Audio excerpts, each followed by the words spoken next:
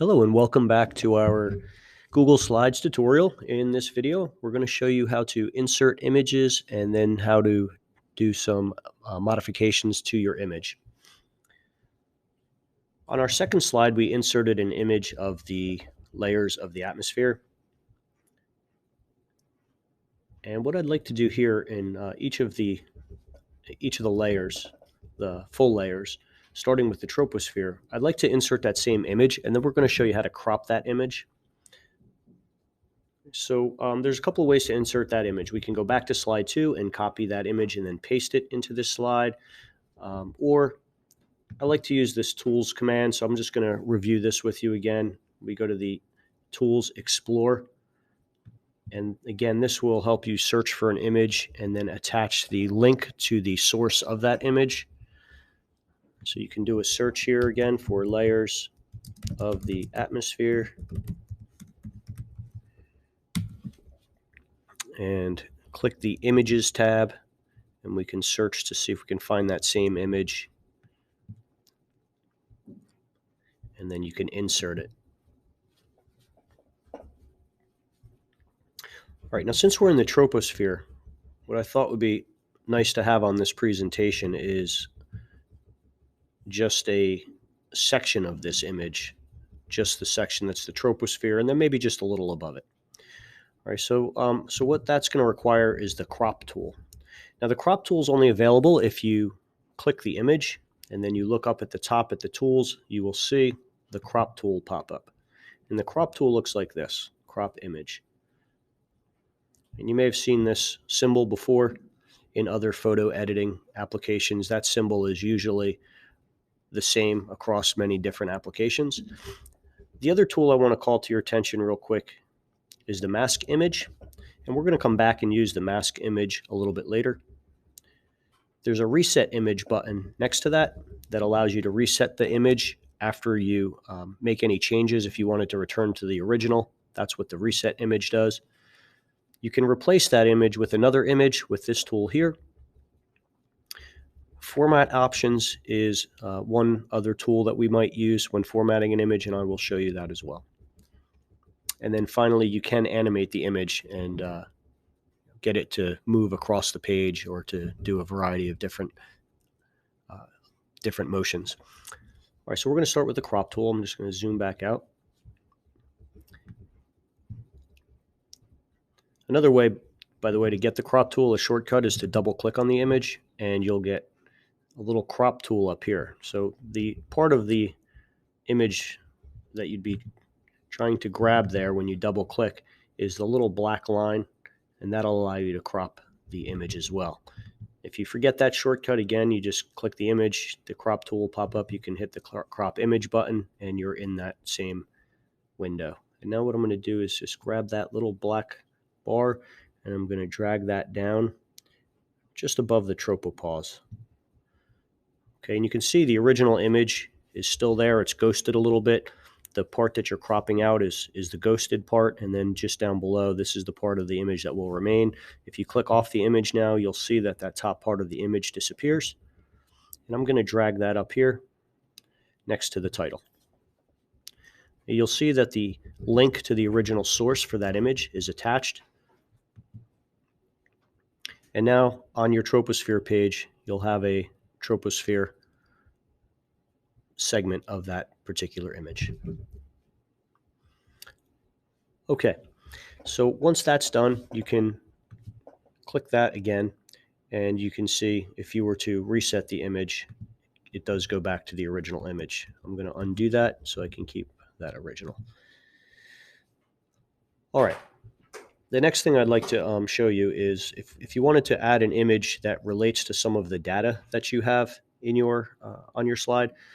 For example, maybe you wanted to show something dealing with density or weather occurring, because that was one of the facts that we had. Weather occurs here. Maybe you want to insert another image under the tools, explore, and maybe it's weather in troposphere. See if we can get a picture that might represent that under images.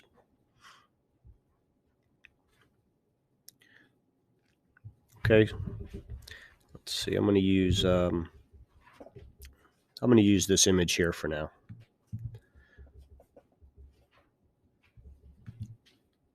Just so I can show you how to mask an image.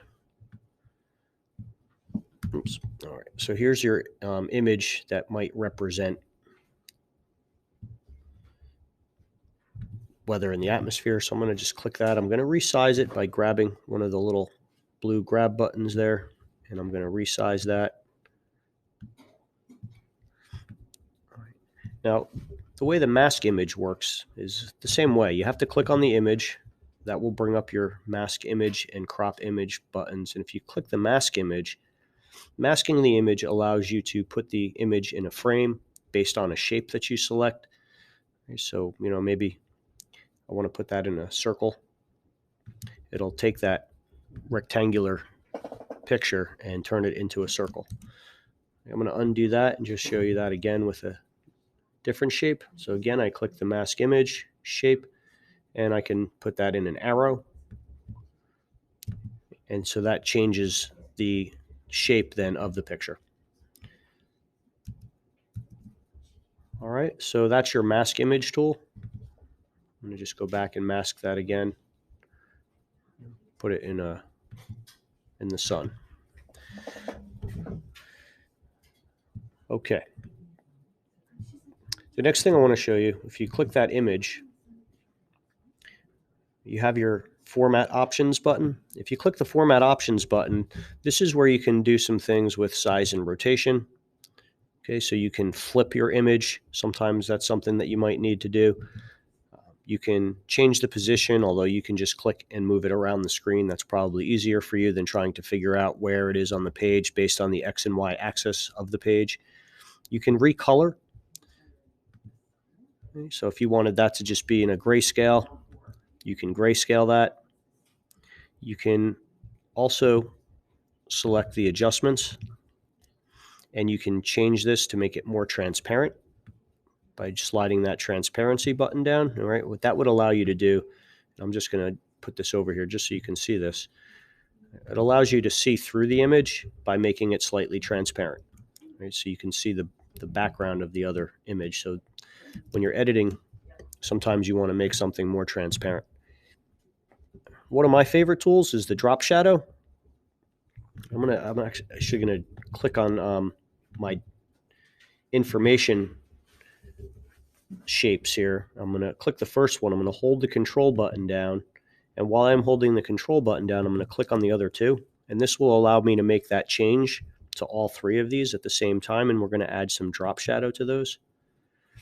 And if I open this drop shadow up, I can change the angle of the drop shadow, and I can change the distance. And if you bring that distance out, you'll see this a little better. You can see how I now have this shadow that pops down here. Okay, so that's how you can modify your images. Okay, once again, you click on those images and you have your format options. Okay, finally, you have your animate. Animation allows you to apply transitions between all of your slides. Okay, so if you were to click on animation, you can dissolve or fade and apply to all slides. I think it's a good idea to usually be consistent with any transitions. Adding 15 different transitions makes your slideshow look a little bit hokey. Something else you can do, so for like this image here, I might want this to fade in, and this is where the animations come into play.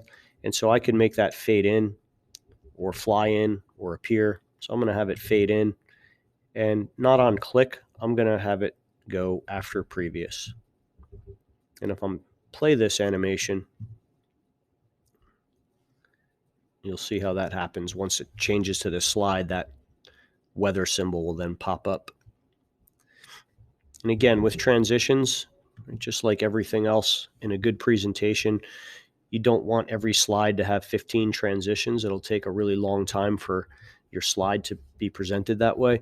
But occasionally having one image or the title fade in on every slide, one transition's okay. Sometimes you want to use several transitions if you're trying to to create a little animation on the slide. So that's a tool that you can use to get your shapes to move across your screen. Okay, and then the last thing I want to show you is to insert a shape so that you get some sort of background color on here. Now, there is a background button that some students like to use. I don't like to use the background color, and I don't like to use themes because I encourage you to do all the formatting on your own. But in a pinch, there is that theme button that will apply a theme to all your slides. But if you're trying to develop your own themes and your own layouts, what I suggest you do instead is take a shape, and you can draw that rectangle across your slide. Now, what's going to happen is, just like if this was real paper, the thing that you put on last will be on top. And so it's important for you to understand how to get this to go to the background. And that's the arrange tool. So what I have now is I have this rectangle on top of everything, and I want to arrange this. And I want to arrange the order, and I'm going to send it to the back. And I'm going to change the color of that. I'm just going to make it black so you can see what that does. All right. And then you can also change your border color, and you can change that border weight, and this would give you then a nice border around your whole slide. And so using that arrange order button can be very helpful to move things around. Okay. We're not going to get into too much here, but I wanted to just point out under the arrange button, there's also align, which allows you to line things up on your page. You can center things on the page. You can align certain shapes. So I will show you that one quick because I think that's a good one to know. If I drew these two shapes, but I didn't draw them lined up, I can try to line them up by dragging them across. But if you really want to make sure that they are lined up perfectly, and maybe even with your font here, you can click on one of them, the first one that you click on, and then hold the control button down and click on the next one, and then go up to the arrange align, and I can align those to the left, and that will align the bottom one to the left of the top one of the first one. And you can see how that lines them up exactly. And lining up shapes and images on your slide and font can help to make your slide much more interesting to look at. Okay, so that wraps up our lessons on Google Slides for now. What I'd like you to do is spend the rest of your time adding the information to your additional slides on each of the other layers. You can pull that information again either from your science notes, or you can go to NASA's website, and I'll show you the website that I've been using. I did a search for layers of the atmosphere, and then I did NASA, and it was this first one here.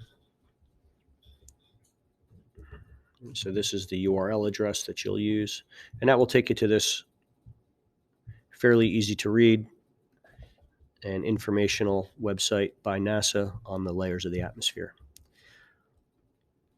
Okay, thank you very much for watching. I'm looking forward to seeing your finished presentations. Have a good day.